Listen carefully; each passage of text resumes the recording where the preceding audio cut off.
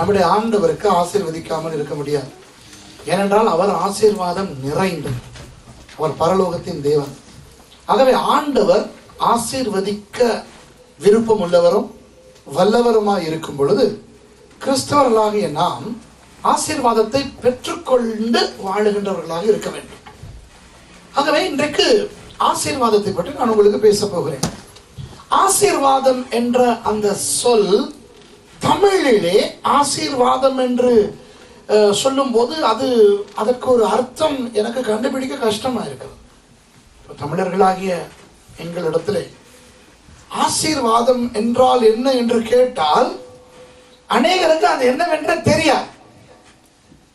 சில பேர் சொல்லுகிறார்கள், நல்ல வசதிகளோடு இருப்பது ஆசீர்வாதம்.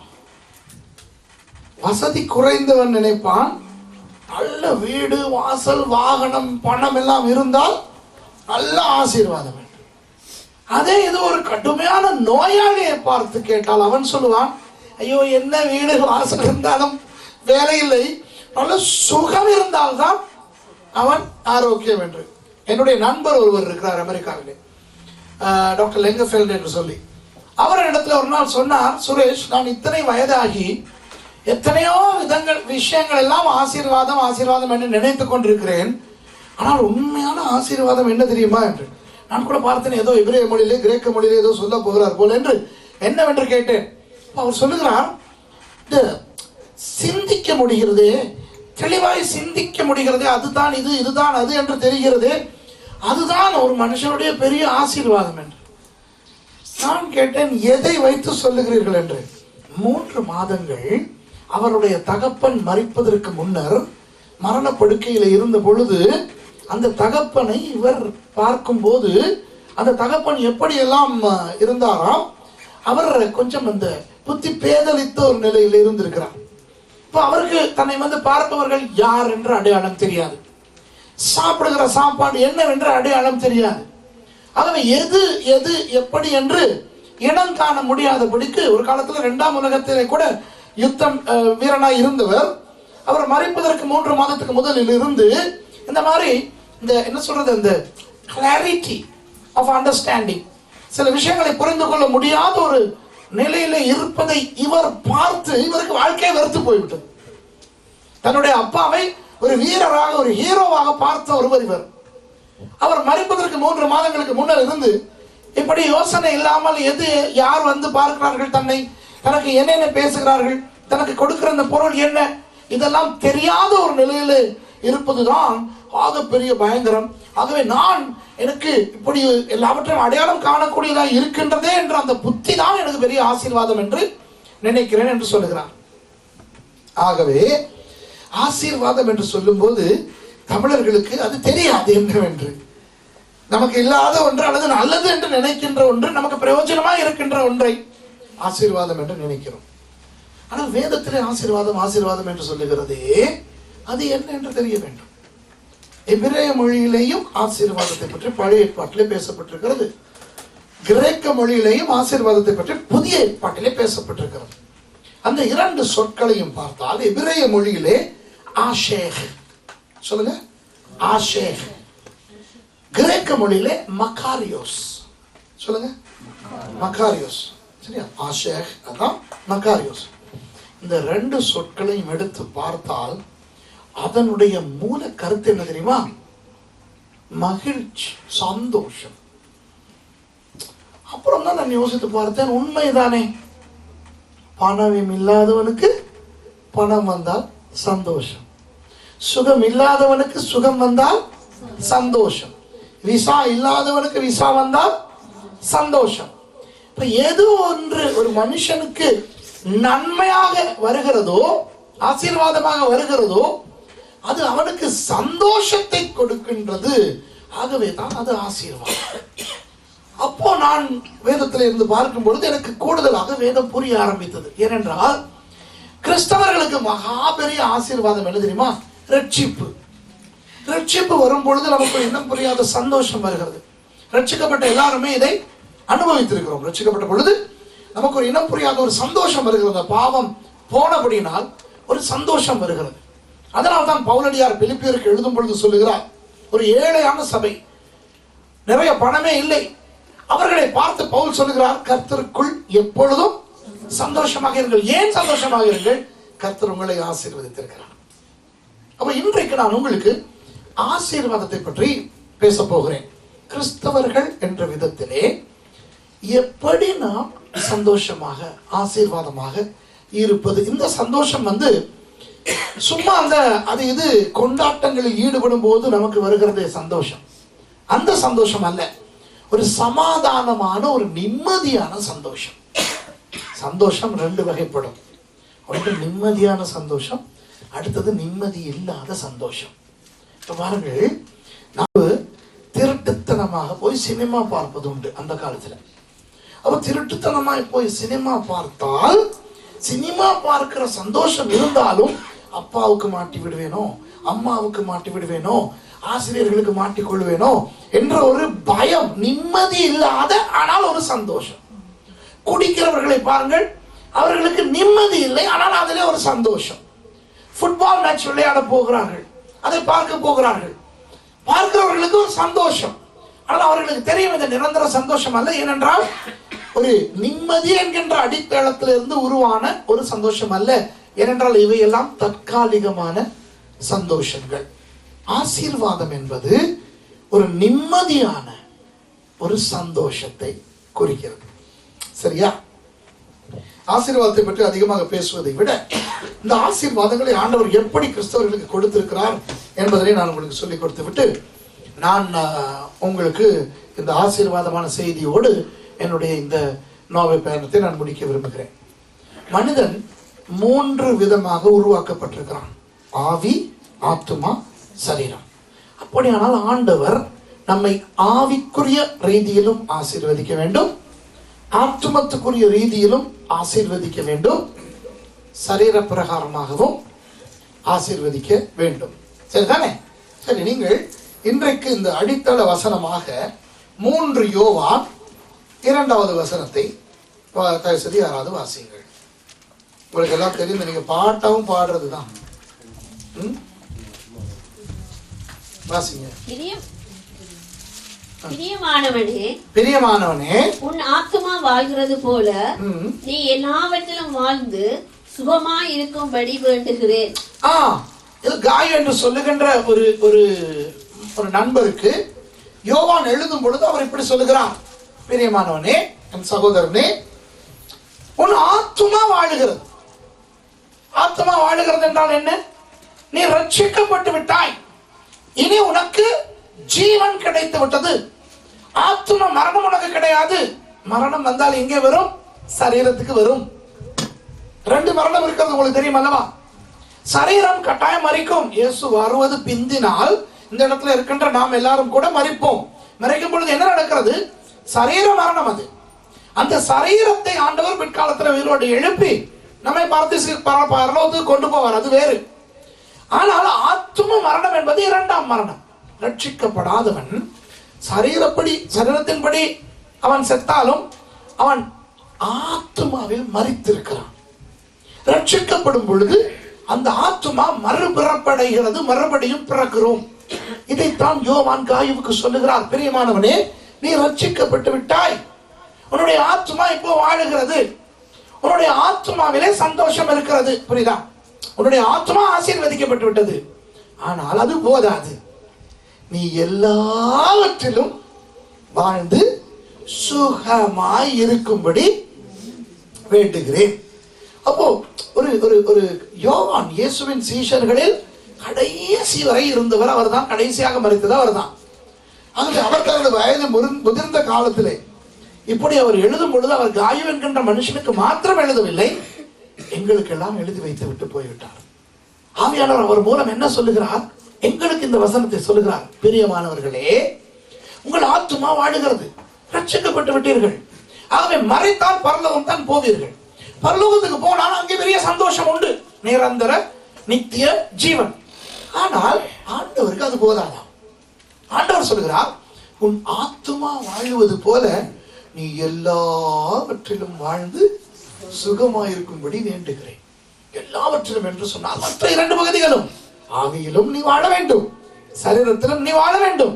உனக்கு ஆவி, ஆத்மா, சரீரம் என்கின்ற அந்த 3 அம்சங்களிலும் ஆசீர்வாதம் வேண்டும் என்பதுதான் அந்த யோவானுடைய உண்மையான பிரார்த்தனையாக இருக்கிறது. அப்படியானால் கிறிஸ்தவர்களாகிய நாம் இந்த 3 பகுதிகளிலும் ஆசீர்வாதமாய் இருக்க வேண்டும். அப்படி ஆசீர்வாதமாய் இருப்பதற்கு ஆண்டவர் நமக்கு சில வழிவகைகளை கொடுத்து வைத்திருக்கிறார். பிசாசுக்கு என்ன வேண்டும் தெரியுமா? பிசாசு எங்களை பின்வாங்க வைப்பதில் அவன் பெரிய முயற்சிகள் செய்து கொண்டில்லை. எங்களை பின்வாங்க வைப்பதில் பிசாசுக்கு பெரிய வெற்றி இல்லை. ஆனால் எங்களை ஆசீர்வாதம் இல்லாமல் துக்கமாய் வைத்திருப்பதில் அவனுக்கு பெரிய வெற்றி. சரியா? அதனால் அவன் என்ன செய்வான்?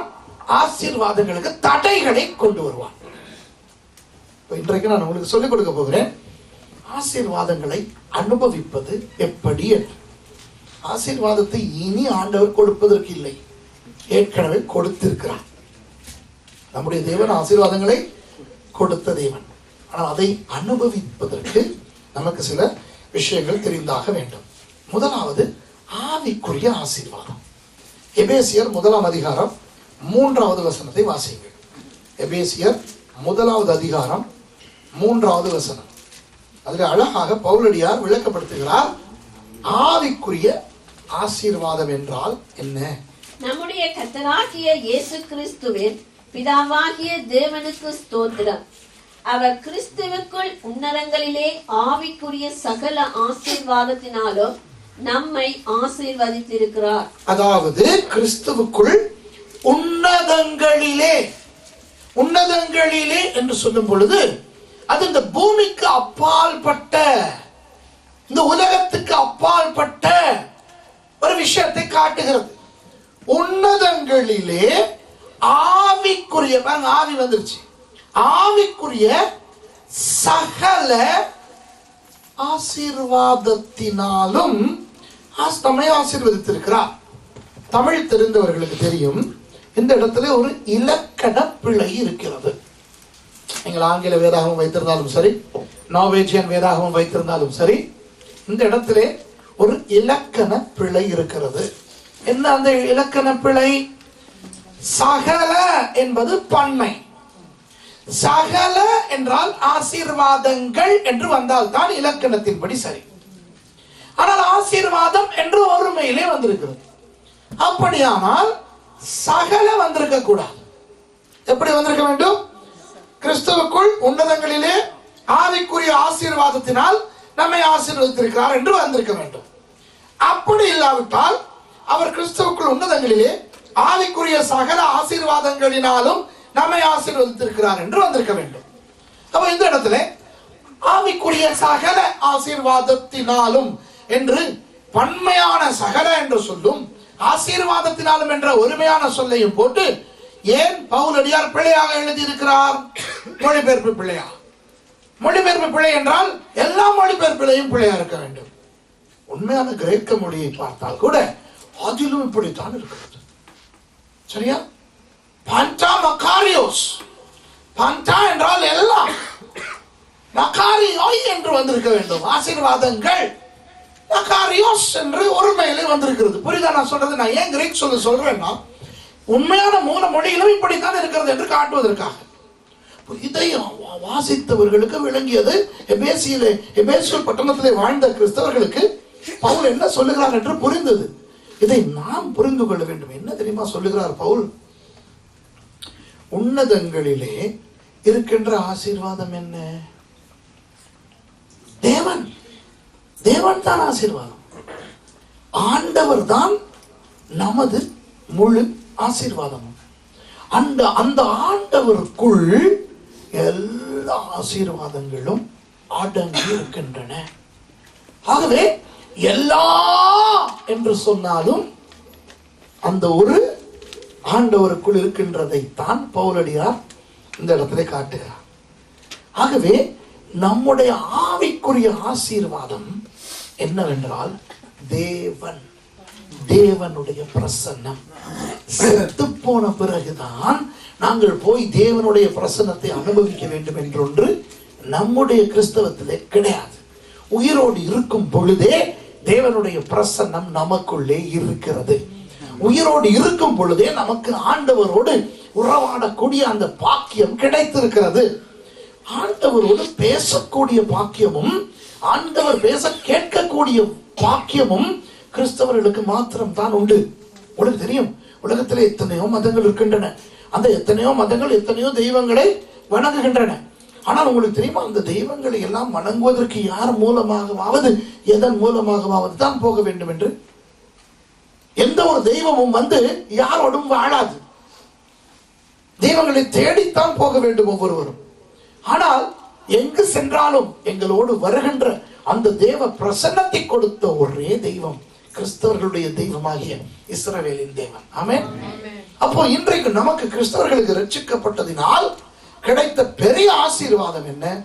தேவனுடைய பிரசன்னம். இப்போ இது நம்முடைய ஆவிக்குரிய ஆசீர்வாதம். சரீரத்துக்கோ ஆத்மாவுக்கோ அல்ல, இது நம்முடைய ஆவிக்குரிய ஆசீர்வாதம். இந்த ஆசீர்வாதம் இருக்கும் பொழுது அதை அனுபவிக்காமல் விட்டால் நஷ்டம் யாருக்கு? நமக்கு தானே. அப்போ இந்த ஆசீர்வாதம், ஆவிக்குரிய ஆசீர்வாதம் என்பது ஒரு பொருள் அல்ல, ஒரு நபர். சரியா? பொருளாய் இருந்தால் வைத்து பயன்படுத்தலாம். நபராய் இருந்தால் எப்படி பயன்படுத்துவது? உறவாட வேண்டும். சரியா? ஒரு நபர், இப்போ உங்கள் வீட்டுக்கு ஒரு நீங்கள் ரொம்ப நேசிக்கிற விரும்புகிற ஒருவர் வருகிறார். அந்த வந்த உடனேயே அவருக்கு படுக்கை அறையை காட்டிவிட்டு அவர் உள்ளே போய் கதவை மூடிக்கொண்டு அதற்குள்ளே இருக்கிறார். யோசித்து பாருங்கள் உங்களுக்கு எப்படி இருக்கும் என்று. அவர் அந்த அறைக்குள்ளேயே இருக்கிறார். நீங்கள் ரொம்ப ஆவலாக இவருடைய வருகையை எதிர்பார்த்து கொண்டிருந்தீர்கள். வந்தார், எங்கே பெட்ரூம் என்று கேட்டார், காட்டினீர்கள், போனார், கதவை மூடிக்கொண்டார், உள்ளே தான் இருக்கிறார்.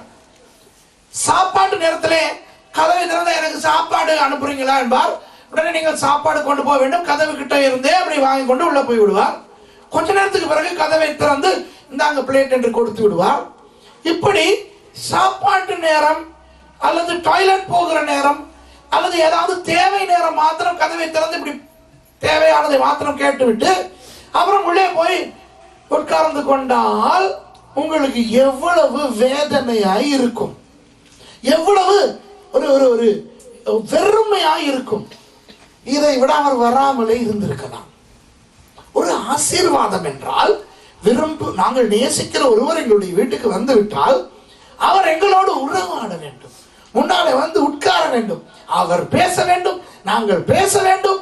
உறவாடி விட்டு ஐயோ ரொம்ப வேண்டியவங்க வந்துட்டா தூங்குற டைம், சாப்பாடு டைம் எல்லாத்தையும் தாண்டி பேசிக்கிட்டு இருப்பாங்க. அப்படித்தானே? ஆண்டவர் நமக்கு ரொம்ப வேண்டியவர். ஆண்டவருக்கும் நாங்கள் ரொம்ப வேண்டியவர்கள். ஆண்டவர் எம்மை நேசிக்கிறபடினால் தான் எம்மை தேடி வந்து எம்மை ரட்சித்திருக்கிறார். இப்போ நமக்கும் அவர் தேவை. இப்போ அவர் அவ்வளவு பெரிய பரலோகத்திலிருந்து எங்களை பார்க்க வந்து விட்டார். பாருங்க, சில நேரம் நீங்க எல்லாம் ஸ்ரீலங்காவுக்கு போவீங்க. ஸ்ரீலங்காவில் உள்ளவங்களை பொறுத்த வரைக்கும் நீங்க எப்படிப்பட்டவங்க? பெரிய ஆக்கள். ஏன் எங்களை ஐரோப்பாவில் வாழ்றோம், சும்மா தானே, உண்மையை ஏற்றுக்கொள்வோம். ஸ்ரீலங்காவில் வாழ்றவங்க உங்களை பார்க்கும்போது என்ன நினைக்கிறாங்க? இவங்க நோவேல வாழ்றாங்கப்பா, எவ்வளவு பணம் இருக்குது. இவங்க வந்து உங்களை பார்ப்பாங்களோ அல்லது நீங்க வந்து அவங்கள பார்க்கணும். ஸ்ரீலங்கால இருந்து அவங்க வந்து நோவேல வந்து உங்களை பார்க்க மாட்டாங்க, நீங்க தான் இங்க இருந்து அவங்கள போய் பார்க்கணும். இப்போ நீங்கள் இங்கிருந்து அவர்களை பார்க்க போகும் பொழுது அது அவர்களுக்கு ஒரு பெரிய ஒரு சந்தோஷமாக இருக்கும். அடே அவர் வருகிறார், வெளிநாட்டில இருந்து வருகிறார். அதுபோல ஆண்டவர் பரலோகத்தில் இருக்கிறார். நம்பினால் நம்புங்கள், பரலோகம் ஐரோப்பாவை விட நல்லது. சரியா? அந்த பரலோகத்தில் இருந்து அவர் பூமிக்கு வந்தார். நமக்கு போய் அவரை பார்த்து விட்டு வர முடியுமா? சில பேர் சொல்றாங்க தான், நான் போனேன், இயேசுவை பார்த்தேன், தாவீது கிட்டார் அடிச்சுட்டு இருந்தாரு, அப்படி பரலோகத்தையும் பார்த்தேன், அப்புறம் பரதீசையும் பார்த்தேன், பாதாளத்தையும் பார்த்தேன், மைக்கேல் ஜாக்சன் ஆடிக்கிட்டு இருக்காரு, கார்ட்டூன் பார்த்த பிள்ளை எல்லாம் இருக்குது. இந்த புல்டா போண்டா கஞ்சா கப்சாவெல்லாம் நான் நம்ப மாட்டேன். சரியா? பரலோக தரிசனத்தை கண்டவர் யோவான் தான். சரியா? அதெல்லாம் பற்றி பேசவே வேண்டாம். சரியா? இப்போ நமக்கு இப்படி நினைத்த மாதிரி பரலோகத்துக்கு போய் வர முடியாது.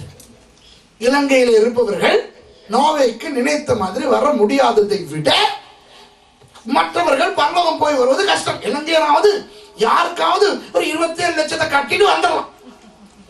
பரலோகத்துக்கு அப்படியெல்லாம் போக முடியாது. இப்ப இங்க நோய்க்கு வரதா இருந்தா வேற வேற டெக்னிக் எல்லாம் இருக்கு. பாஸ்போர்ட்ல தலை மாத்தி வரலாம், சரிதானே? ரஷ்யால வந்து இறங்கி போலண்டுக்கு வந்து கண்டெய்னர்ல படுத்துக்கிட்டு வந்து ஜெர்மனிக்கு வந்து டென்மார்க் வழியா இங்கே வரலாம், சரியா? இப்படி எத்தனையோ விதவிதமா வரலாம். பரலோகத்துக்கு இப்படி எல்லாம் போகவே முடியாது, சரியா? ஒரு வழி இருக்கு, வேணா நீங்க ட்ரை பண்ணி பாருங்க. ஆனா அதுக்கு பிறகு என்ன நடக்குன்னு எனக்கு கேரண்டி இல்லை. இந்த ரோட்ல போயிட்டு இப்படி கண்ண மூடிக்கு நின்றா போகலாம், சரியா? நடு ரோட்ல போயிட்டு நின்றா ஏதாவது வந்து அடிச்ச பிறகு போகலாம். ஆனா நான் கேரண்டி பண்ண மாட்டேன் பரலோகத்துக்கு தான், மற்ற இடமாவும் இருக்கலாம். ஆனா எனக்கு அது பிரச்சனை இல்லை. ஏன்னா போன நீங்க திரும்பி வரவும் மாட்டீங்க என்னை அட்டாக் பண்றதுக்கு. நீ சொல்லி தாண்டா அப்படின்னு நின்றோம், சரி? அதை ட்ரை பண்ணி அப்புறம் தோத்து போக கூடாது, சரியா? அப்போ இலங்கை நோவே வருவதை விட கஷ்டம் இந்த உலகத்தில் இருக்கிறவன் பரலோகம் போய் ஆண்டவரை சந்தித்து விட்டு வருவது. இந்த அவனவன் எழுதுகிறான் சொல்லுகிறான், நம்பாதீர்கள். இதெல்லாம் சும்மா புல்டா போண்டா கஞ்சா கப்சா, சரியா? இதெல்லாம் உண்மை கிடையாது. வார்த்தையில் இருந்தால் மாத்திரம் நம்புங்கள். இப்ப சில பேர் வந்து சில அனுபவங்களுக்குள்ளே போகிறார்கள். ஏதாவது அவர்கள் ஜெபிக்கும் போது அல்லது தேவனுடைய பிரசன்னம் அவர்களுக்கு வருகிறது. அப்படி தேவனுடைய பிரசன்னம் வந்து ஆண்டவர் ஏதாவது தொட்டு சில பேர் நாங்கள் பரதீசு போனதாக நினைத்ததும் உண்டு, சரிதானே? எங்கட பெல்வுட்டுக்கு வந்து பார்க்குற சில பேர், வாவ் சுவிட்சர்லாந்து மாதிரி இருக்குமா, நானும் அப்படியான்ட்டு விட்டுருவேன். ஏன்னா அவனுக்கு உண்மையான சுவிட்சர்லாந்து தெரியாது. உண்மையான சுவிட்சர்லாந்து போற எனக்கு தான் தெரியும், பெல்வுட் சுவிட்சர்லாந்து மாதிரியே இல்லை, சரியா? அது போல இந்த பரலோகத்தை பார்த்திராதவன் திடீரென ஒரு நல்ல ஒரு அனுபவத்துக்குள்ளே தேவனுடைய பிரசன்னத்துக்குள்ளே அவன் போய் வரும்போது பரதீசு போனதாக நினைப்பது தப்பில்லை, சரியா? அப்படியே ஏதோ ஒன்று செய்கிறது, மைக்கேல் ஜாக்சன் ஆடுறது போல தெரிந்தால் தப்பும் இல்லை, சரியா? ஆனா அதெல்லாம் புத்தகத்தில் எழுதி மக்களை குழப்பறதுதான் தப்பு. அதை விட தப்பு இதை வாசிட்டு நம்புறான் பாருங்க. கேட்கிறவன் கேடையெல்லாம் தான் எரும மாடி ஏரோப்ளேனும் ஒட்டுமா, சரியா? அது கேடையர்களா இருக்கக்கூடாது, சரியா? புத்தகத்துல ரொம்ப அழகான கவர் போட்டு நல்ல நல்ல பெரிய பெரிய பிரஸ்ல அச்சடிச்சு கொடுக்குறான்ட்டு நம்பிடக்கூடாது, நம்பி ஏமாந்துடக்கூடாது. வேதம் சொன்னால் ஓகே. அப்போ பரலோகத்துக்கு நமக்கு அப்படி போய் வர முடியாது. ஆனால் ஆண்டவருக்கு ஸ்தோத்திரம், ஆண்டவர் எங்களிடத்திலே வந்து விட்டார். அவர் எங்களோடு வந்து வாசம் செய்கிறார். நம்மோடு அவர் இருக்கும் போது அவரோடு அந்த ஆசீர்வாதத்தை அனுபவிப்பது என்றால் அவரோடு உறவாட வேண்டும். உறவாடுகின்ற அந்த 2 விஷயங்கள் தான் ஜெபம், வேத வாசிப்பு. ஜெபம் என்றால் என்ன? இந்த ஜெபம் என்ற சொல் எனக்கு அந்த காலத்திலிருந்து பிடிக்காது. நான் ரட்சிக்கப்பட்ட காலத்திலிருந்து எனக்கு பிடிக்காது. ஏன் பிடிக்காது தெரியுமா? ரட்சிக்கப்படுவதற்கு முன்பு இந்த சமஸ்கிருத மந்திரங்கள் எனக்கு சொல்லிக் கொடுக்கப்பட்டன. அதுல இந்த ஜெபம் இருக்கிறது. இந்த சமஸ்கிருதத்துல ஜெபம், தமிழ்ல ஜெபம் என்ற ஒரு சொல்லே கிடையாது. அதை தமிழர்கள் செபம் என்று சொன்னாலும் அதுவும் தமிழ் கிடையாது. ஜெபத்தை செபம் என்றாலும் அது தமிழ் கிடையாது. இப்போ இந்த ஜெபம் என்று சொல்லுவது என்னவென்றால் இந்த திரும்ப திரும்ப திரும்ப திரும்ப உச்சரித்தல், சரியா? அதுதான் இந்த ஜெபம் என்கிறது. அப்போ எனக்கு நான் ரட்சிக்கப்பட்டு வந்த நாளிலிருந்து இந்த ஜெபம் என்று சொல்லும் பொழுது எனக்கு அது பயங்கரமா இருக்கும். உண்மையாக தமிழ்ல ஜெபம்னு தான் இருக்குது, பரவாயில்லை. ஆனா அது உண்மையாக என்ன தெரியுமா? ஆண்டவரோடு உரையாடுவது. இவ்வளவு அழகானது பாருங்க, ஆண்டவரோட உரையாடுவது. இப்ப நானும் பாஸ்டர் ஞானமும் ஒருத்தரை பார்த்து ஒருத்தர் ஜெபிச்சுக்கிட்டு இருக்கிறோம்னு சொல்ல முடியுமா?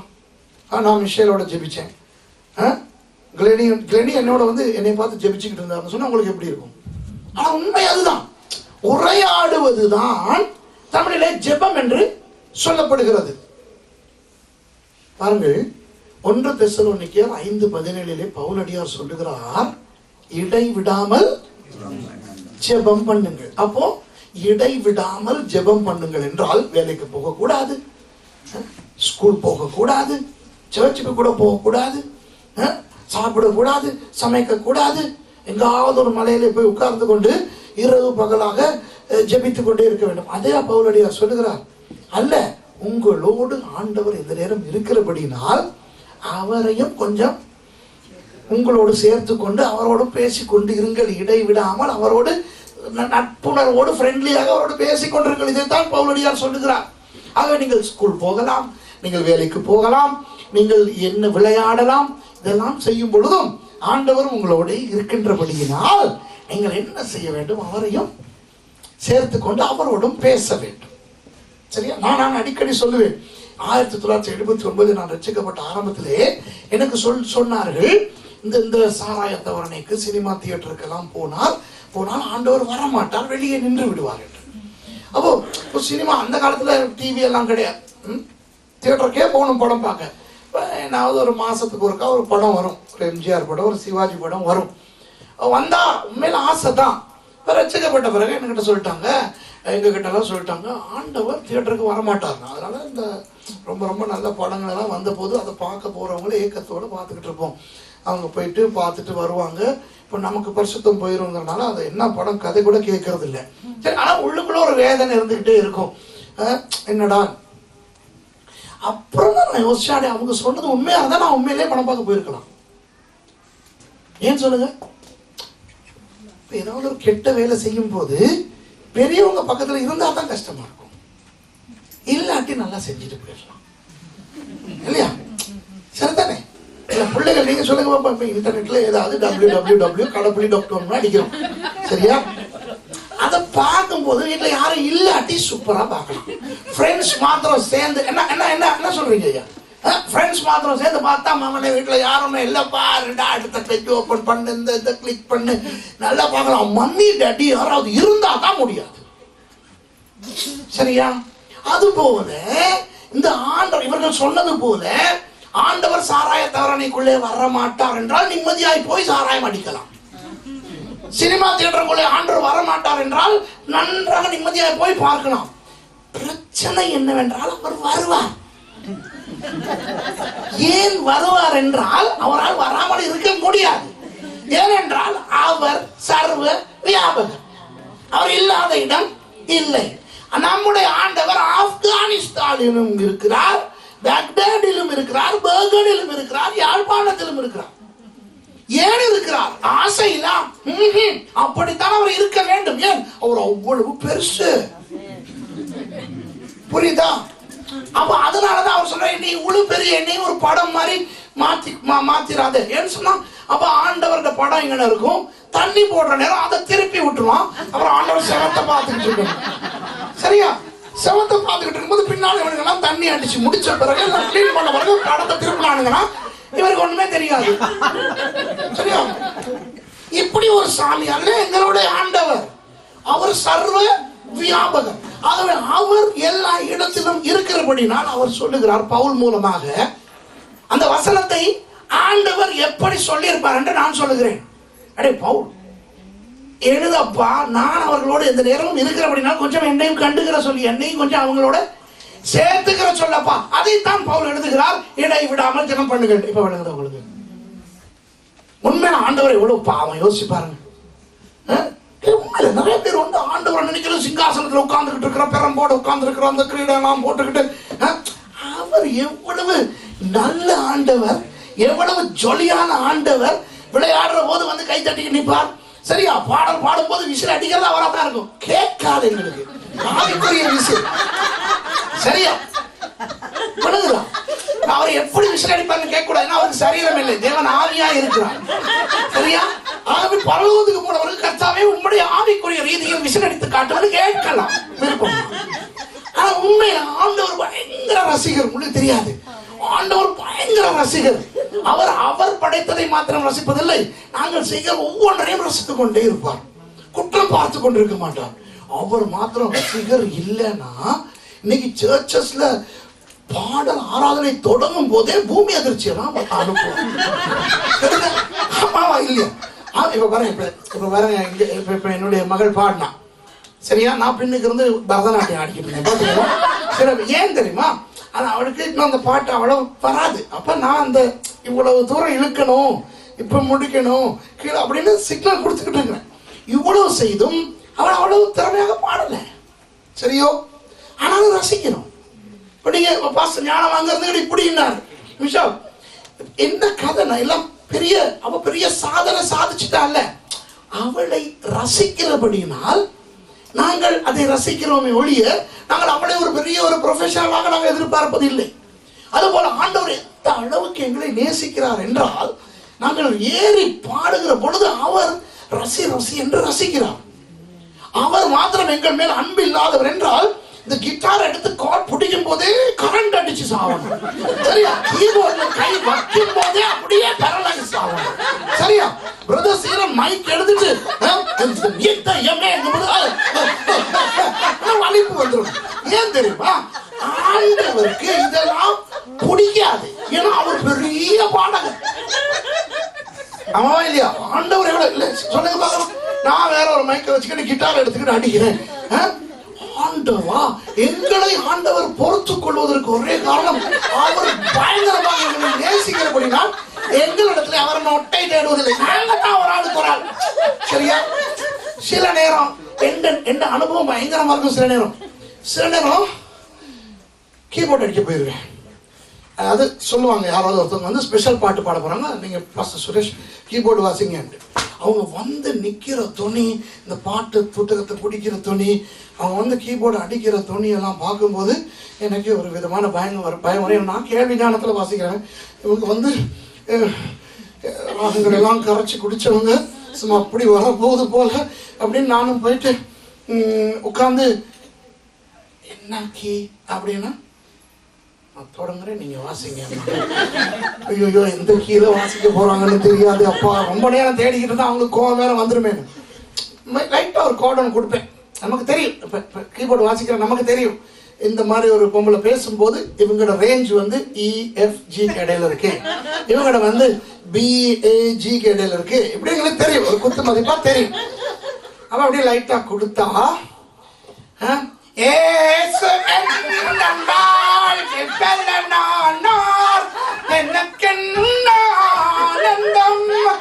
அப்படிங்கும் போது அந்த கீபோர்ட்ல இல்லாத பிளாக் இருக்குது, ஒயிட் இருக்குது. என் கண்களுக்கு புலப்படாத அந்த கீ ஸ்லேவர் பாடுகிறான். இருந்தாலும் நான் ஒளிமை குறைச்சு வச்சுட்டு தேடுவேன் தானே. தேடும் போது அவங்க அதை பாடிக்கிட்டே திரும்பி ஒரு பார்வை பார்ப்பாங்க. நீங்க எல்லாம் ஒரு கீபோர்ட். பயங்கரமா இந்த மாதிரி அனுபவம் எனக்கு இருக்கு. சரியா?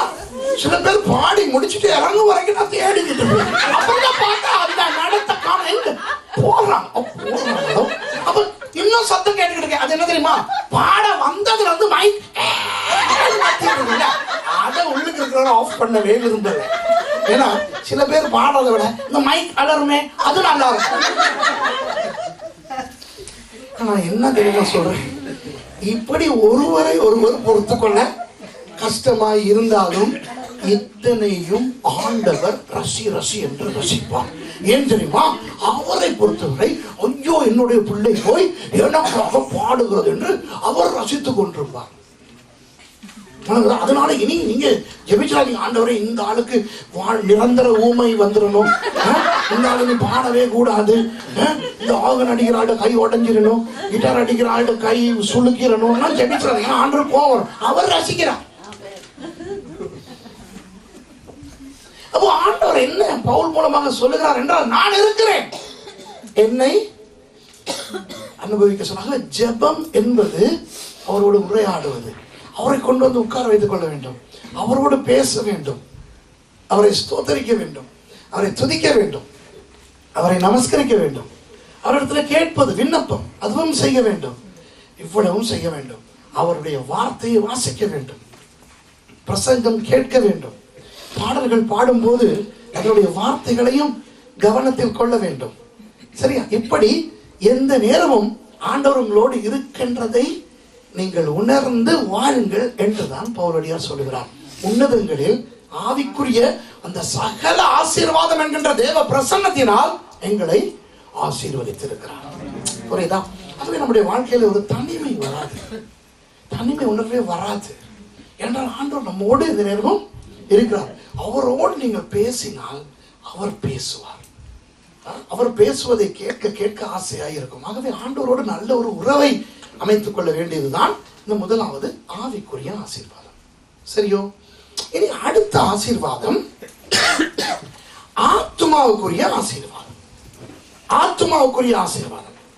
நம்முடைய ஆத்துமாவிலே சிந்தை, சித்தம், உணர்ச்சி இருக்கிறது. மைண்ட், வில் அண்ட் எமோஷன்ஸ் என்று சொல்லுகிறோம் நம்முடைய ஆத்மாவிலே. ஒரு வசனத்தை வாசிங்க. 2 சாமுவேல் 6வது அதிகாரம் 11வது வசனம். 2 சாமுவேல் 6வது அதிகாரம் 11வது வசனம்.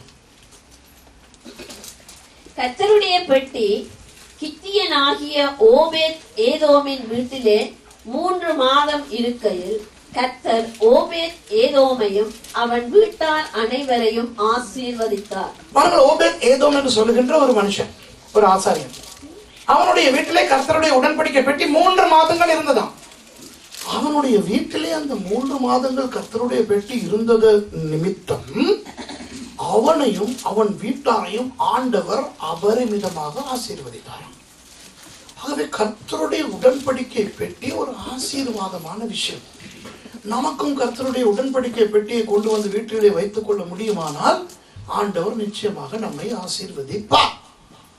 ஆனால் உடன்படிக்கை பெட்டி பழைய ஏற்பாட்டிலே தானே. இன்றைக்கு உடன்படிக்கை பெட்டி எது தெரியுமா உங்களுக்கு? பரிசுத்த வேதாகமம். உடன்படிக்கை என்றால் ஏற்பாடு. பழைய உடன்படிக்கை, புதிய உடன்படிக்கை என்று உங்கள் கையிலே பரிசுத்த வேதாகமம் என்று இருக்கிறதே, அதுதான் கர்த்தருடைய உடன்படிக்கை பெட்டி இந்த புதிய ஏற்பாட்டுக்கு. அப்போ ஆண்டவர் இன்றைக்கு நமக்கு ஒரு உடன்படிக்கை பெட்டியை கொடுத்திருக்கிறார். இந்த உடன்படிக்கை பெட்டி நம்முடைய வீட்டிலே இருந்தால் ஆசீர்வாதம் இருக்கும். உடனே நீங்கள் சொல்லுவீர்கள், பாஸ்டர் உடன்படிக்கை பெட்டிகள் விதவிதமாக இருக்கின்றன. சரியா? ஜிப் போட்ட உடன்படிக்கை பெட்டி இருக்குது, ஜிப் போடாத உடன்படிக்கை பெட்டி இருக்குது, தமிழ் உடன்படிக்கை பெட்டி இருக்குது, நோஸ்க் உடன்படிக்கை பெட்டி இருக்குது, இங்கிலீஷ் உடன்படிக்கை பெட்டி இருக்குது, அப்புறம் அந்த தானியல் ரெஃபரன்ஸ் உடன்படிக்கை பெட்டி இருக்குது, இன்னும் இங்கிலீஷ்ல Thompson chain reference, tags, new international version, study Bible, அது இது என்று உடன்படிக்கை பெட்டிகள் இருக்கிறது என்று. ஆனால் சும்மா வேதாகமத்தை வீட்டிலே வைத்திருந்தால் ஆசீர்வாதம் வராது. சில பேர் நினைக்கிறார்கள் இந்த புத்தகத்திலே தான் அந்த வல்லமை இருக்கிறது என்று. ஆகவே ராத்திரி கனவு வராமல் இருக்க, பிசாசு வராமல் இருக்க தலையணைக்கு கீழே வைத்து படுப்பார்கள். தெரியுமா? பைபிளை தலைவாணிக்கு கீழே வச்சு படுத்தா பிசாசு வராதான், வரும். சரியா? பிசாசு நினைச்சா, பிசாசு ஏன் வரலன்னா, நம்மில் சில பேர் இடத்துல பிசாசே வருவதற்கு விரும்ப மாட்டான். ஏனென்றால் அவனுக்கே பொறாமை, இப்படி இரட்டை வேஷம் போட நமக்கு தெரியவில்லை என்று. பிசாசுக்கே பொறாமை. சரி, பிசாசுக்கு இரட்டை வேஷம் போட தெரியாது. தெரியுமா உங்களுக்கு? பரலோகத்திலே தேவதூதனா இருந்தான் தானே, அவன் மாத்திரம் இரட்டை வேஷம் போட்டிருந்தால் இன்னும் அங்கே இருந்திருப்பான். சரியா? அவனுக்கு இரட்டை வேஷம் போட தெரியாமல் அவன் பெருமையை காட்டி விட்டான், தள்ளப்பட்டு விட்டான். ஆகவே அவன் பிசாசு உங்களிடத்துல இரட்டை வேஷம் போட மாட்டான். அவன் பார்க்கும்போது நம்ம இரட்டை வேஷம் போடுறத பார்க்கும்போது, சரியா? உங்க சர்ச்சில் அப்படியெல்லாம் யாரும் கிடையாது, மற்ற எல்லா சர்ச்சிலும் இருக்கு. எப்படின்னா, சர்ச்சுக்கு வரும்போது பரலோகத்தையே மயக்கிடுவாங்க, வீட்டுக்கு போனா பாதாளத்தையே மயக்கிடுவாங்க. சரியா? சிலர் ஆண்டவரை யோசிப்பார், இப்படியெல்லாம் பரிசுத்தமா நமக்கு இருக்க தெரியாது. ஆண்டவர் அந்த அளவு பரிசுத்தமா இருப்பாங்க சில பேர். அதே மாதிரி சில பேருடைய வீடுகளை போயிட்டு பார்த்தா பிசாசே பொறாமப்படுவானு, இப்படி எல்லாம் நமக்கு வாழ முடியலையே அப்படின்ட்டு அவ்வளவு பயங்கரமா இருப்பாங்க. இந்த இரட்டை வேஷம் எல்லாம் பிசாசுக்கு போட தெரியாது. ஆகவே இந்த தலைவாணிய பைபிள் தலைவாணிக்கு கீழே பைபிளை வச்சுக்கிட்டு படுத்தா பிசாசு வரமாட்டான், அவன் நினைச்சா வருவான். சரியா? சில பேர் தலைவலின்னு சொன்னா தலைவாணிக்கு கீழே பைபிளை வச்சுட்டு படுப்பாங்க. சரியா? 2 பெனடால் குடிச்சா போக வேண்டிய தலைவலி பைபிளை வச்சா போகாது. சரியா? இது ஒரு சாஸ்திர புத்தகம் அல்ல, இது ஒரு தாயத்து அல்ல. சரியா? சில பேர் தாயத்து, அந்த காலத்துல தாயத்தை கழுத்துல போட்ட பழக்கத்துக்கு இப்ப இதை இப்படி வச்சுக்கிட்டு போவாங்க. இந்த மாதிரி தாயத்து, இப்ப பைபிள். அன்பானவர்களே, சும்மா இந்த புத்தகம் ஒரு புத்தகமாய் இருந்து பிரயோஜனம் இல்லை. உடன்படிக்கை பெட்டிக்குள்ளே 3 விஷயங்கள் இருந்தன. முதலாவது, நியாய பிரமாணம் எழுதப்பட்ட அந்த 2 பலகைகள் அதற்குள்ளே இருந்தன. சரியா? அடுத்தது, ஆரோனுடைய அந்த துளிர்த்த கோல் அதற்குள்ளே இருந்தது. அடுத்தது, மன்னா இஸ்ரவேலர்களை ஆண்டவர் பாலைவனத்திலே வைத்து போஷித்தாரே, அந்த மன்னாவில் கொஞ்சம் வைக்கப்பட்டிருந்தது. உடன்படிக்கை பெட்டிக்குள்ளே இந்த 3 விஷயங்களும் இருந்தது போல இன்றைக்கு பரிசுத்த வேதாகமத்திலே நியாயப்பிரமாணம், மன்னா, கோல் என்ற இந்த 3 விஷயங்களும் இருக்கின்றன. இந்த 3ஐயும் பயன்படுத்தினால் தான் ஓபேத் ஏதோம் வாழ்க்கையில் வந்த ஆசீர்வாதம் வரும். எப்படி அதை பயன்படுத்துவது? நியாயப்பிரமாணம். நியாயப்பிரமாணம் என்றால் என்ன? எப்படி வாழ வேண்டும், ஏதெல்லாம் செய்யக்கூடாது, எப்படி பரிசுத்தத்தை காத்துக்கொள்வது, அசுத்தம் என்றால் என்ன, இவைதான் நியாயப்பிரமாணத்திலே கற்றுக் கொடுக்கப்பட்டது. ஆகவே நம்முடைய வாழ்க்கையில், நம்முடைய அன்றாட வாழ்க்கையில் ஒவ்வொரு விஷயத்தையும் நடத்துவது இந்த வேதமாக இருக்க வேண்டும். வேதம் சொல்லுகிறபடிதான் நாங்கள் நடக்க வேண்டுமே ஒழிய கலாச்சாரம், பாரம்பரியம், அவர் இவர் துபாய் மாமா இவங்க எல்லாம் சொல்றபடி நாங்க செய்யக்கூடாது. சொந்தக்காரர்கள் சொல்லுகிறார்கள், நமக்கு தெரிந்தவர்கள் இப்படித்தான் செய்ய வேண்டும் என்கிறார்கள். இப்படி அல்ல. வேதம் சொன்னால் செய்ய வேண்டும். வேதம் வேண்டாம் என்றால் யார் செய்ய சொன்னாலும் செய்யக்கூடாது. செய்து என்ன லாபம் வந்தாலும் வேதம் சொன்னால் அப்படி செய்யாது என்று செய்யத்தான் கூடாது. வேதம் சொன்னால் செய்ய சொல்லி அது எவ்வளவு குழப்பமா இருந்தால், உதாரணமாக நான் சொல்லுகிறேன் சில விஷயங்கள். பாருங்கள், இந்த தசம பாகம், சரி நான் தசம பாகத்தை எடுப்போமே. தசம பாகம் இன்றைக்கு அநேகருக்கு வலிக்கிற ஒரு சப்ஜெக்டா இருக்குது. ஏன் தெரியுமா? நமக்கிட்ட இருந்து பணம் போகுது. பைபிள்ல இப்படி ஒரு வசனம் இருக்குதுன்னு நினைச்சுக்கிறோம். இப்படி, அதாவது மாதம் ஒரு முறை சபைக்கு வருகிற விசுவாசிகளுக்கு சபை இவ்வளவு தொகை பணம் கொடுக்க வேண்டும். பைபிள்ல எழுதியிருக்குன்னு வைங்களேன். யாராவது விசுவாசி அதை நோண்டி பார்த்து இது உண்மையிலேயே நமக்கு தேவையா, இது பழைய ஏற்பாடு தானே, இது தேவையான வாதாடுவாங்களா? இல்ல. ஏன் தெரியுமா? நமக்கு வருது இல்ல. தசமபாகம்னா என்ன தெரியுமா? நமக்கிட்ட இருந்து போறது. உடனே அதை வச்சு வாதாடுவான். நிறைய பேர் வாதாடுறான். அது பழைய ஏற்பாடு, அது புதிய ஏற்பாட்டுல இல்ல அப்படிங்கிறான். சரியா? ஆனா இது தசமபாகத்தை பற்றி உங்களுக்கு தெரியும் தானே? அது பழைய ஏற்பாட்டுக்கும் முந்திய ஒன்று. ஆபிரகாம் மெல்கிசேதேக்குக்கு தசமபாகம் கொடுத்தார். ஆபிரகாமுக்கு பல வருஷங்களுக்கு பிறகுதான் நியாயப்பிரமாணமே கொடுக்கப்பட்டது மோசேக்கு. புதிய ஏற்பாட்டிலே இயேசு சொல்லுகிறார், ஒட்டலா முதல் மரிக்கொள்ளும் வரை நீங்கள் எல்லாவற்றுக்கும் தசமபாகம் கொடுக்கிறீர்கள், ஆனால் உங்களுடைய வாழ்க்கையில உண்மை இல்லை, நீங்கள் விதவைகளின் வீட்டையெல்லாம் கொள்ளையடிக்கிறீர்கள், நீங்கள் இந்த தப்புகளை பண்ணக்கூடாது, அந்த தசமபாகத்தை கொடுக்கிறதையும் நிறுத்தக்கூடாது. ஆகவே புதிய ஏற்பாட்டிலே தசமபாகம் இருக்கிறது. இன்றைக்கு சில நேரம் என்ன நடக்கிறது என்றால், அநேகருடைய வாழ்க்கையில் இந்த ஓபேத் ஏதோமுக்கு கிடைத்த ஆசீர்வாதம் இல்லை. ஏனென்றால் வார்த்தையிலே இருக்கின்ற அந்த நியாயப்பிரமாணம் சொல்லுகிறதை நாம் செய்யாமல் இருக்கிறது. புரியுதா? ஆத்மா என்று சொல்லும் பொழுது சிந்தை, சித்தம், உணர்ச்சி. இப்போ தசமபாகம் என்று சொன்னேனே, மல்கியா 3ஆம் அதிகாரத்திலே ஒரு ஆசீர்வாதத்தை பற்றி பேசப்படுகிறது. அந்த வசனத்தை திருப்பி வாசிங்க. 3ஆம் அதிகாரம் 10வது வசனத்தை வாசிங்கள். மல்கியா 3வது அதிகாரம் 10வது வசனம். மல்கியா 3வது அதிகாரம் 10வது வசனம். என் ஆலயத்தில் ஆகாரம் உண்டாயிருக்கும்படி தசம பாகங்களை எல்லாம் பண்டசாலையிலே கொண்டு வாருங்கள். அப்பொழுது நான் வானத்தின் பலகணிகளை திறந்து இடம் கொள்ளாமல் போகுமட்டும் உங்கள் மேல் ஆசீர்வாதத்தை வர்ஷிக்க மாட்டேனோ என்று அதனால் என்னை சோதித்து பாருங்கள் என்று சேனைகளின் கர்த்தர் சொல்லுகிறார். நீங்கள் தசம பாகங்களை எல்லாம் பண்டகசாலையிலே கொண்டு வாருங்கள். பண்டகசாலைகளுக்கு கொண்டு வாருங்கள் என்று பன்மையிலே இருக்கிறதா? இல்லை, பண்டகசாலையிலே கொண்டு வாருங்கள். அதாவது ஒவ்வொரு கிறிஸ்தவனும் தன்னுடைய சபைக்குத்தான் தசம பாகத்தை கொடுக்க வேண்டும் என்று தெளிவாக சொல்லப்பட்டிருக்கிறது. அதை பிரித்து இங்கே கொஞ்சம் அங்கே கொஞ்சம் எல்லாம் கொடுப்பதற்கு நமக்கு உரிமை இல்லை என்று சொல்லப்படுகிறது. சரி, இந்த பண்டகசாலைகளை எல்லாம் தசமபாகங்களை எல்லாம் பண்டகசாலைக்கு கொண்டு வந்து போட்ட பிறகு ஆண்டவர் வானத்தின் பலகணியை திறப்பாராம். திறந்து எண்ணத்தை கொடுப்பாராம், வர்ஷிப்பாராம். ஆசீர்வாதங்கள் என்று இருக்கிறதா, ஆசீர்வாதம் என்று இருக்கிறது? ஆசீர்வாதம் ஒருமையில் இருக்கிறது. என்ன தெரியுமா? இது பொருளாதார ஆசீர்வாதம். நம்முடைய ஆத்மாவுக்கு தேவைப்படுகின்ற இன்னும் ஒன்றுதான், போதிய அளவு நமக்கு செலவழிப்பதற்கு பணம் தேவை. அப்பதான் ஆத்மா சந்தோஷமா இருக்கும். ஆமாவா இல்லையா? நம்முடைய சிந்தை, நம்முடைய சித்தம் என்றால் என்ன?